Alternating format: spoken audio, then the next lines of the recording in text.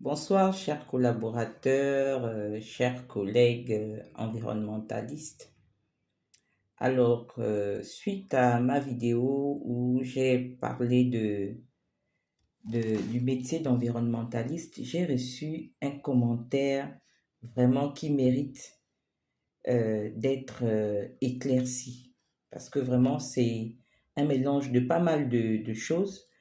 Donc, j'aimerais revenir sur ce commentaire où l'abonné dit que l'HSE, donc les agents HSE, négligent l'environnement parce qu'ils ignorent la notion d'ICPE. En plus, il fait un mélange entre danger, risque, aspects et impacts environnementaux. Donc, c'est une confusion qui mérite d'être éclaircie, franchement. Alors, c'est quoi les ICPE? Déjà, il faut repartir un peu à l'histoire.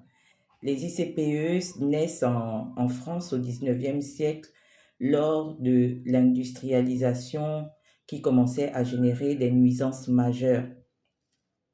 Donc, la pollution, les fumées, les rejets toxiques de fumée, les odeurs, les explosions. Et puis, c'est comme ça que l'idée vient. Donc là, on est dans le cadre industriel. Et on comprend bien que si cette notion naît, euh, on ressent le besoin d'organiser le travail. On ressent le besoin d'améliorer les conditions de travail. Et qui écrit les procédures, qui écrit les politiques pour améliorer les conditions de travail si ce n'est l'HSE? Donc, on comprend bien que cette affirmation, comme quoi l'HSE ignorerait la notion d'ICPE, c'est mal comprendre le métier de l'HSE et c'est mal comprendre ce que c'est un ICPE.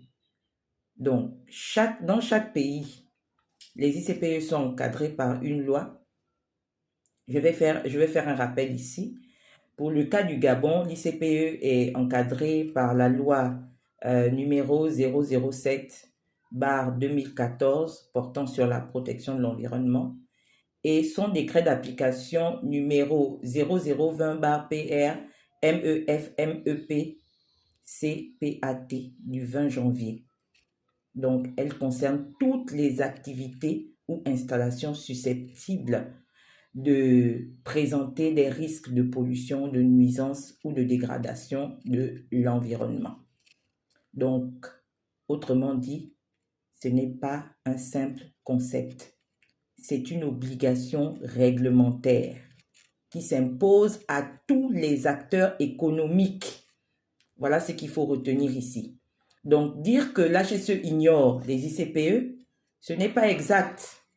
Ça, c'est une affirmation qu'il ne faut pas justement faire. Sinon, ce serait une façon de minimiser le travail de l'HSE. C'est pas de ça qu'il s'agit.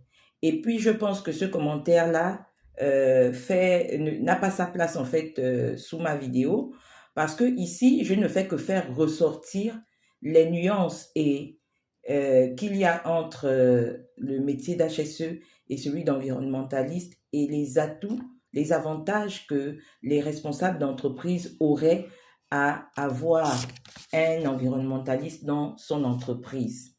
Donc, tout le travail de l'HSE s'articule autour des ICPE. Une centrale à béton qui va élaborer les procédures de suivi de sécurité. Qui va le faire? C'est l'HSE. Ici, l'environnementaliste va venir apporter la partie scientifique, la partie technique. Concrètement, l'environnementaliste évalue et propose des solutions. Voilà. Et l'HSE va venir veiller à ce que ces solutions soient appliquées. Donc, c'est un métier complémentaire.